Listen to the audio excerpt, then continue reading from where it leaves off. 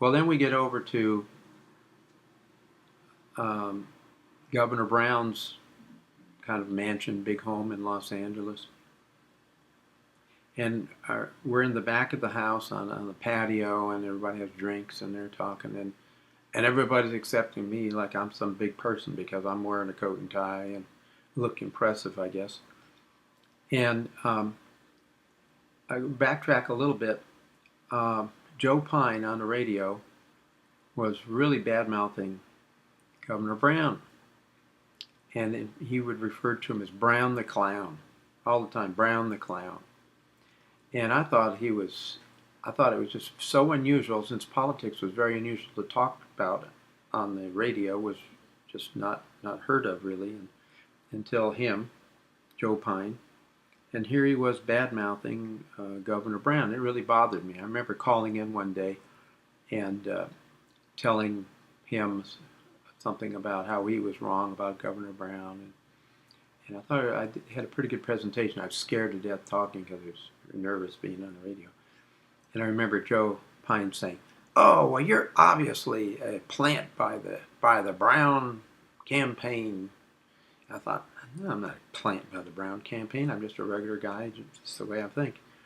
And he said, "Oh, I can tell. I've been in this business too long to know when somebody's a plant." He says, "And you're definitely one of them." And he hangs up on me, and I'm thinking, boy, I hated that guy all the worse. I thought, oh, he is just so unfair to Governor Brown. So here I am. He's starting to get all of Southern California against Governor Brown. And Governor Brown was supposed to win this election pretty easily. Um, but I could tell that there were some big, serious problems going on in Southern California, which is the biggest area of all the votes for governor. So I when I got there, I singled out the Governor Brown's um, campaign manager, can't recall his name, and I said, "What do you think about Joe Pine on the radio?" He says, "Who's Joe Pine?" I said, "You don't know who Joe Pine is?" He said, "No, I never heard of him." I said, "This guy is a radio phenomenon here, and he's talking politics." Boy, he started taking interest. And he started taking a big interest, and he said, "What? Well," and I started telling him about how he was calling Brown the Clown and all this stuff. And he said, "Wait," he said, "before you say too much, let me get the governor's son, Jerry Jr., whatever he's called. Yeah, not Junior, but Jerry Brown." So he comes. Here's this. He's about 27, 28 at that time. And I remember him, pictured him, with suit on, tie, and he didn't talk much, not too personable, but he's listening. And I said, "I'm talking about Joe Pine. Do you know anything about Joe Pine?" "No, never heard of him." "Wow. Well, this guy," and I started talking about how Joe Pine is making a mockery of the governor. And he says, "Wait, before you say much more, let me get my dad." So and then the governor comes. So here's the governor, the governor's son, Jerry Brown, and the campaign manager, and I'm telling them all this stuff. And Governor Brown looks really concerned. He looks really concerned. He says, "This is not right." He says, "How can he talk on the radio against us like that? We need equal time. That's not fair." In those days, it was just politics weren't discussed on the radio. It's kind of like religion wasn't talked about on the radio. It just was not a proper thing to do. So anyway, governor says to his campaign manager's been taking notes, and he says, "I want you to get on this. I want you to do what it takes to sue this guy so that we can get equal time on the radio. He's been obviously talking for many hours and hours, hundreds of hours perhaps, against me, and I want equal time." So the very next day, it's on the news that Governor Brown is suing uh, what's his name? Joe Pyne. He's suing Joe Pyne. And for equal time and so forth. Well, the whole thing backfired on Governor Brown. The way the news reported it was like, oh, poor Governor Brown. Little Joe Pyne, the little radio announcer guy in Southern California, LA area, he is taken out. It was like a David and Goliath kind of a deal. Everybody started rooting for Joe Pyne. And the governor's poll,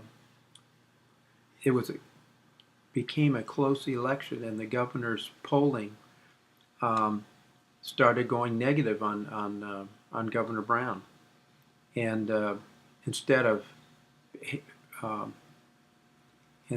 getting that extra time that he wanted, or time on the on radio advertising or whatever to make up for all the time that Joe Pyne had talked against him, it ended up where he looked silly and lost a lot of prestige, and he ended up losing the election.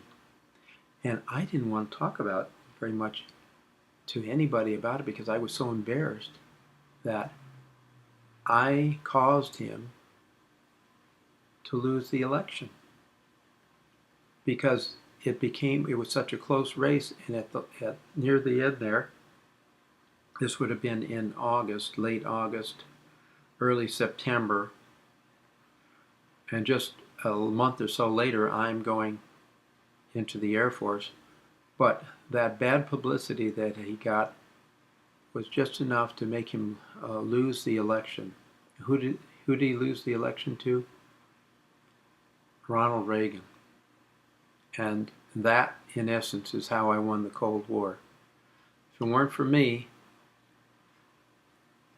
Ronald Reagan would not have been elected governor of California. If it weren't for me, he therefore probably never would have become president and never would have won the Cold War. So that's why I say I won the Cold War. And it would be kind of interesting I think there could be a really cool movie made about it, showing me listening to Joe Pyne and getting upset about him, and then the governor, wishing I could talk to the governor sometime, and then through strange circumstances, here I am at the governor's house talking to him, his son, Jerry Brown, and the campaign manager, telling him about this Joe Pyne guy. And they trusted me. They knew I was through and through Democrat, and I caused them to have a major fiasco happen, where they got such bad publicity they ended up losing support, and they lost the election. So I have the invitation, the little card to let me into this party. And there might have been maybe 50 people there. I don't even think there was more than that, maybe less than 50. So it was a pretty exclusive bunch, and here I am. Who am I? Just co-pilot, just going along with my brother and Phil Ortiz. I guess we ended up, that's what I think happened, and to make it seem important, because Phil Ortiz wanted to look like he had an entourage with him, like he had, like as if we were maybe his campaign manager or something like that. He was, new to politics, and I remember him saying, "Wow, this is really an experience this day." He says, "This political stuff is sure different." And I says, "Hey, Phil," I says, "Well, we're behind you, Phil." And he says, "Yeah, probably way behind." And that always stood in my mind. I always remembered that. I say that once in a while to people. Say, "Hey, we're behind you," probably way behind. Just seemed funny. So I never knew what happened to Phil. I don't think he got elected. But I guess that's the way he wanted us to feel, like he wanted my brother and I to be like his part of his campaign staff or something. So that's how we got into these different things. But so anyway, that's my story, how I I won the Cold War, I like to say. If it weren't for me, Ronald Reagan would not have been elected governor of California. Successful 8 years as governor. A few years later, after he left, he ended up becoming president of the United States. And I'm kind of proud that indirectly I had a, I caused this to happen, just me. I caused Ronald Reagan, in effect, to become governor, president of the United States, and such a beloved figure in American history. That's my story, how I won the Cold War.